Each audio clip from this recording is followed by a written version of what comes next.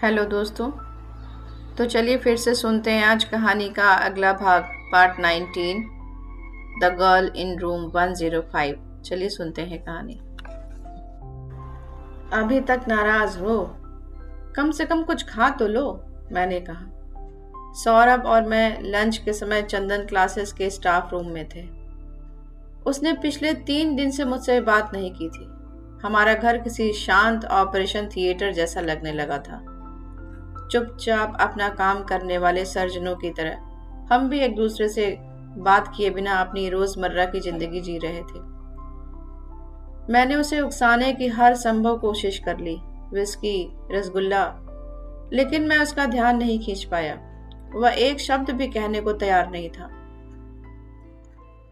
Staff room में 2 और faculty members lunch कर रहे थे। वे हमसे कुछ ही दूरी पर बैठे थे।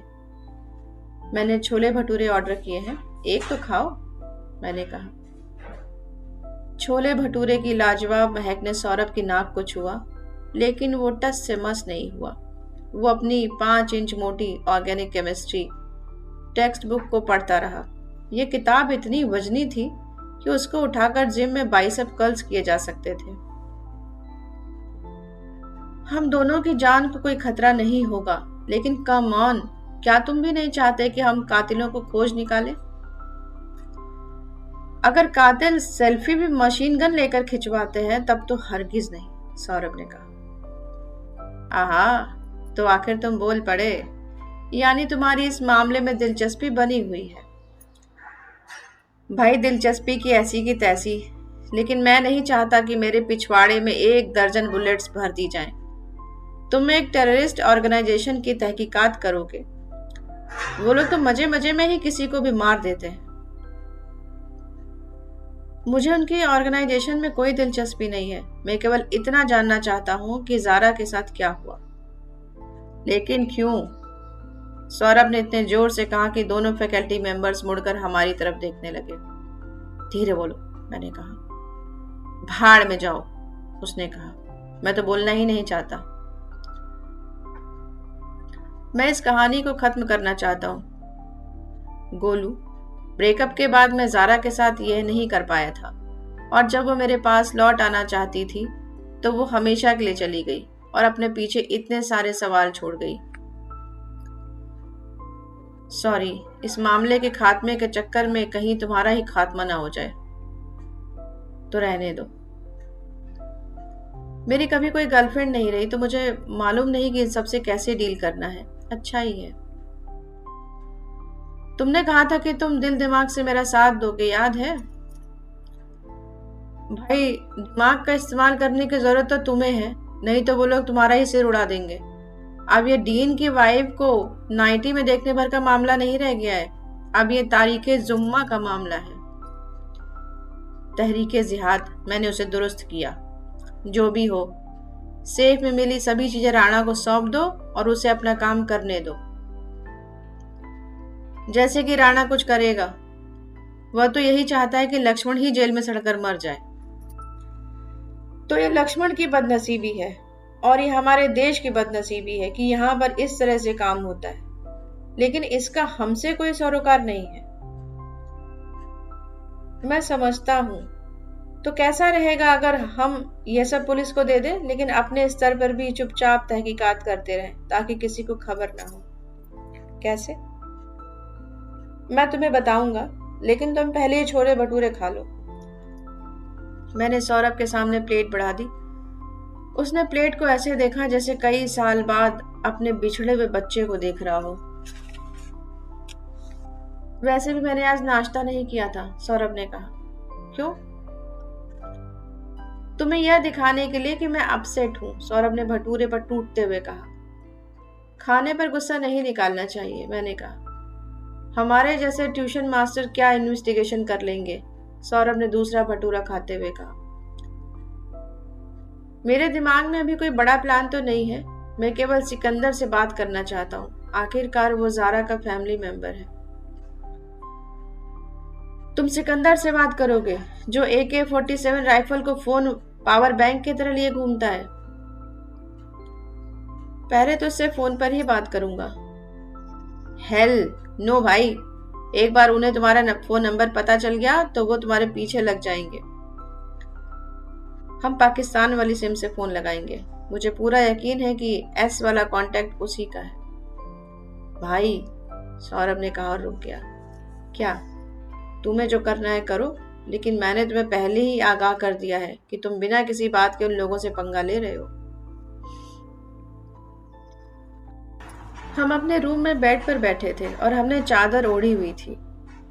तुम्हें कैसे मालूम कि एस वही है? सौरभ ने कहा। अभी पता कर लेते हैं, मैंने कहा और नंबर डायल कर दिया। हर रिंग के साथ मेरे दिल की धड़कन और तेज होती जा रही थी, लेकिन किसी ने फोन नहीं उठाया। 10 रिंग जाने के बाद मैंने फोन काटा और सिर हिला दिया। कोई जवाब नहीं, सौरभ ने कहा। हाँ, और इसी के साथ ज़ारा लोन इन्वेस्टिगेशन का अंत होता है। गुड नाइट, सौरभ ने बेड में पसरते हुए कहा। मैं एक बार फिर ट्राई करूंगा, मैंने कहा और फिर से नंबर लगाया। एक बार भी किसी ने जवाब नहीं दिया। कोशिश करते रहो, कोई भी फोन नहीं उठाएगा, उसने चादर के अंदर से कहा। भाई, वैसे किसी दूसरे विषय पर बात करें तो जैसे मैंने तुम्हें बताया था, तुमने टिंडर ट्राई किया? उसमें तुमको फ्री में लड़की मिल जाती है। मैंने उसकी बात को अनसुना करके फोन एक तरफ रख दिया। अपने रूम में जाकर सो जाओ सौरभ, मैंने कहा। नहीं भाई, ये टेररिस्टों की बात के बाद अब मुझे अकेले सोने में डर लग रहा है। गोलू, अपना साइज तो देखो, तुम्हें डरने की क्या जरूरत है? सौरभ ने कोई जवाब नहीं दिया और सोने का बहाना करता रहा। मैंने बेड साइड लैंप बंद कर दिया, बेड पर लेट गया और छत के पंखे की गहरे रंग वाली आउटलाइंस को घूरने लगा। मेरे दिमाग में एक के बाद एक विचार उमड़ रहे थे। क्या मैं सच में ज़ारा को जानता था? क्या मैं एक ऐसी लड़की के लिए दीवाना था जिसकी असलियत कुछ और ही थी? या क्या वह ब्रेकअप के बाद बदल गई थी? कहीं ऐसा तो नहीं कि मेरे पेरेंट्स ने उसकी जो इंसल्ट की उसके कारण वो आतंकवादी बन गई? सिकंदर तो उसको इतना चाहता था, वो उसे क्यों मारना चाहेगा?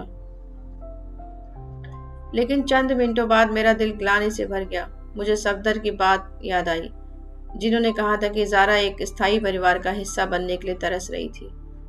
जिस तरह से मेरे परिवार ने उसे ठुकरा दिया था, उससे उसे कितनी ठेस पहुंची होगी। मैं इन्हीं विचारों में देर तक डूबता उतरता रहा। फोन के रिंग से मेरे विचारों में बाधा पड़ी। फक, पाकिस्तानी फोन बज रहा है, सौरभ ने कहा। वो बेड से इस तरह उछला जैसे किसी ने उस पर बाल्टी भर के कॉकरोच फेंक दिए हो।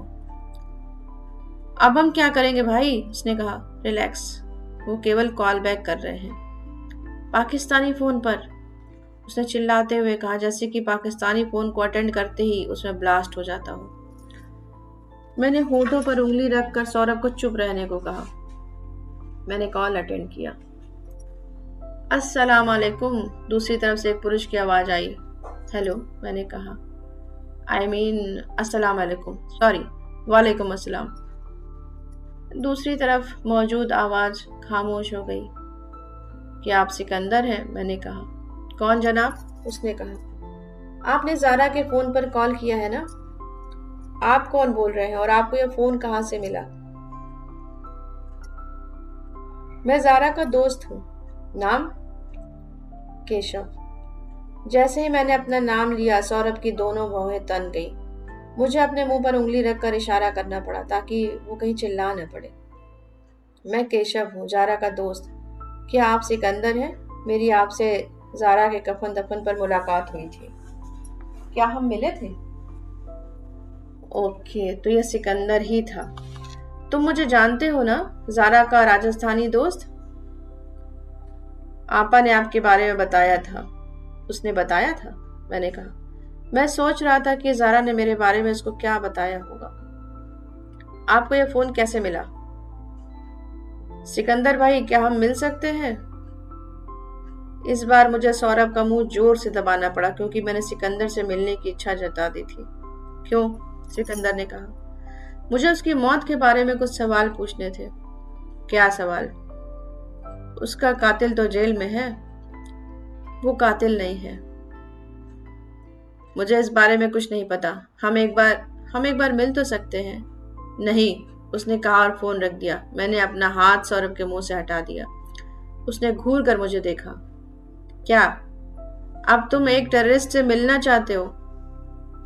वो ज़ारा की फैमिली का हिस्सा है, वैसे भी वो मुझसे मिलेगा नहीं। यही अच्छा है, मैं चाहता हूँ कि अब कैसे भी ये मर्डर केस हमारा पिंड छोड़े। तो क्या करें? उबे हुए स्टूडेंट्स को एक ऐसा एंट्रेंस एग्जाम क्रैक करना सिखाएं जिसमें वो कभी कामयाब नहीं हो सकते?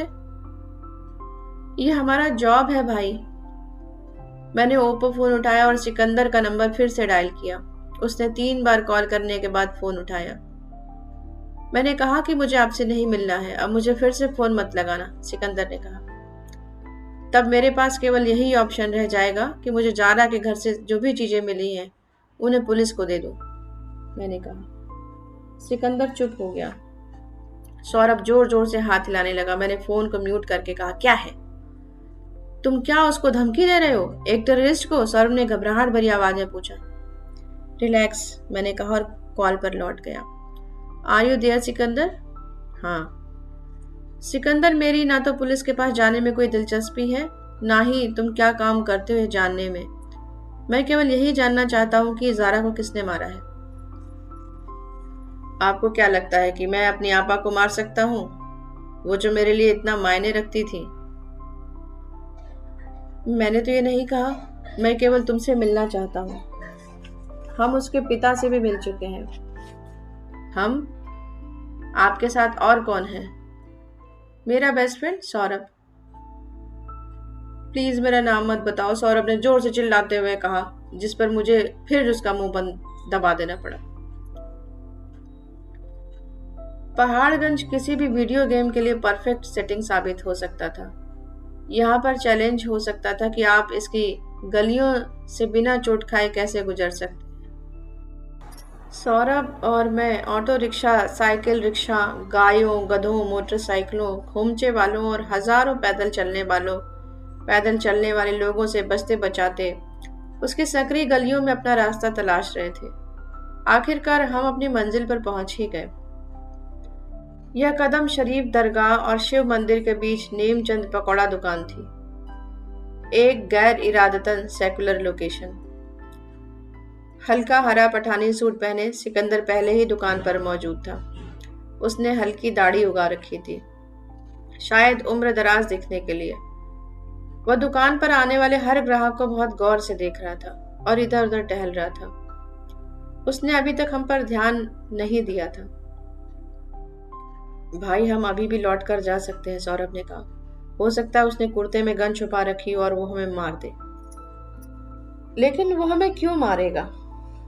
किसी भी बात पर उसका दिमाग खराब हो सकता है, जैसे कि यही कि हमने उसके पकौड़ों के लिए चटनी नहीं बचाई। चटनी? हम यहाँ पकौड़े खाएंगे ना, इस जगह के पकौड़े बहुत फेमस हैं। मैं अंदर जा रहा हूं, मैंने कहा। मैं यहाँ पर हूँ, बताओ आपको क्या बात करनी है, मेरे अंदर आते ही सिकंदर ने कहा। बात शुरू करने से पहले हम खाने को कुछ मंगवा लें, मैंने कहा। मैंने सोचा कि खाने पीने के सामान के कारण सौरभ का दिल लगा रहेगा और उसे कम डर महसूस होगा। हमने आधा किलो मिक्स्ड पकौड़े ऑर्डर किए और साथ में 3 कप मसाला चाय भी मंगवा ली। 1 मिनट में हमारा ऑर्डर आ गया। गोभी, आलू, प्याज, हरी मिर्च और पालक के पकौड़े, सभी मसालेदार और डबल फ्राइड। सब्जियां खाने का इससे टेस्टी और इससे अनहेल्दी तरीका कोई दूसरा नहीं हो सकता था। सिकंदर ने उसे हाथ भी नहीं लगाया। सौरभ ने एक एक कर हर वैरायटी के पकौड़े उठा लिए। आप कुछ खा नहीं रहे हैं? कुछ ट्राई कीजिए, सौरभ ने सिकंदर से कहा। जब वह किसी से डरा हुआ होता था तो उसकी लल्लो चप्पू करने लगता था। हमें तुम्हारी मदद चाहिए, हम जारा के केस को सुलझाने की कोशिश कर रहे हैं, मैंने कहा। केस को कैसे सुलझाने की कोशिश कर रहा है? मैं तो बस यूं ही साथ में हूं, सौरभ ने हरी मिर्च का पकौड़ा चबाते हुए कहा। मैं क्या मदद कर सकता हूँ? सिकंदर ने कहा। तुम जारा के बहुत करीब थे ना। आपा मेरे लिए दूसरी माँ की तरह थी। तो क्या तहरीके जिहाद में से किसी ने उसे मारा है? ये सुनते ही सिकंदर उठ खड़ा हुआ। सौरभ ने अपना चेहरा मेरे कंधे के पीछे छुपा लिया। मैं चलता हूँ, सिकंदर ने कहा। क्यों? हम अभी तो मिले हैं, बैठ जाओ, केवल 5 मिनट के लिए, मैंने कहा। सिकंदर असमंजस में लग रहा था, इसके बावजूद वह बैठ गया।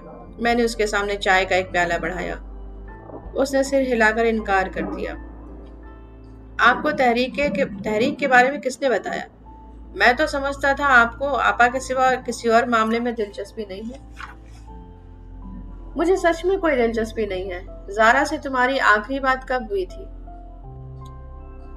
उनकी मौत से 3 दिन पहले उन्होंने मुझे फोन लगाया था। तुम्हारी क्या बातें हुई थी? इससे आपको कोई सरोकार नहीं है। वो भाई और बहन के बीच की बात है। भाई नहीं, सौतेला भाई, राइट? सौरभ ने गर्मा गर्म गोभी का पकौड़ा मुंह में डालते हुए कहा। सिकंदर ने उसे घूर कर देखा। सौतेले भाई बहन भी एक दूसरे के बहुत करीब हो सकते हैं। हाँ हाँ, क्यों नहीं, सौरभ ने अपने चिर परिचित लल्लो चप्पू वाले स्टाइल में कहा। सिकंदर भाई कुछ ट्राई कीजिए, ये मिर्च वाला पकौड़ा तो बहुत ही स्वादिष्ट है।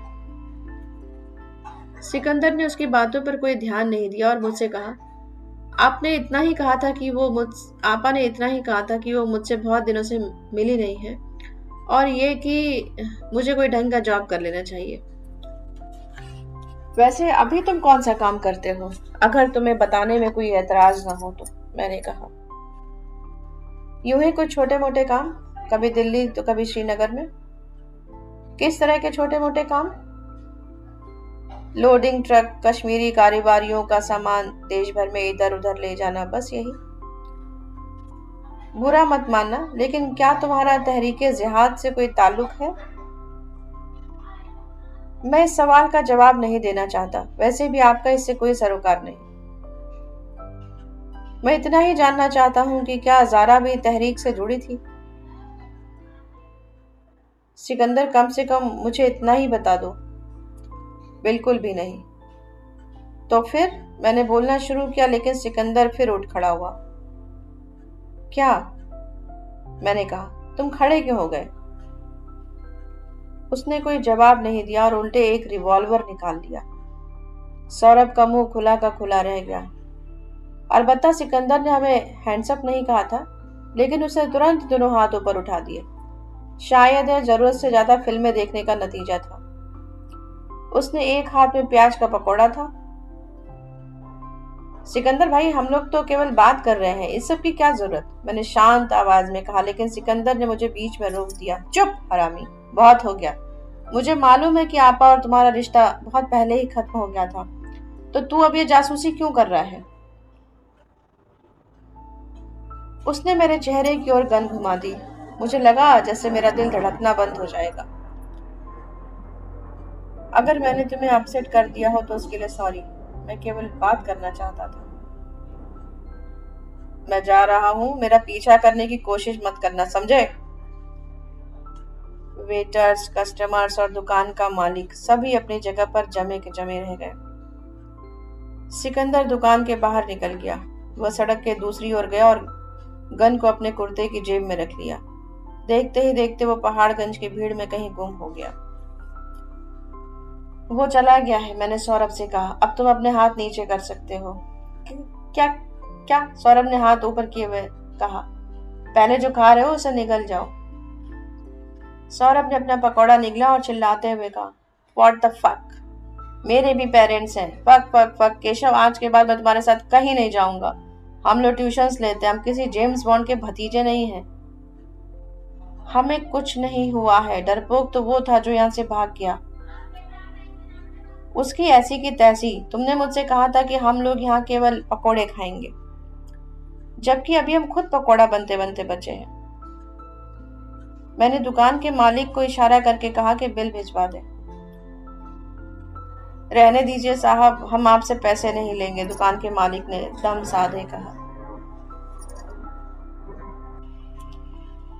दोस्तों, उम्मीद है आपको कहानी पसंद आ रही होगी, और पसंद आ रही है तो प्लीज़ लाइक कीजिए, शेयर कीजिए, सब्सक्राइब कीजिए and press the bell icon, जिससे आगे की सभी कहानियों के नोटिफिकेशन आपको मिलते रहें। सुनते रहिए कहानी, बने रहिए हमारे साथ। Story time with Aarti. Thank you so much.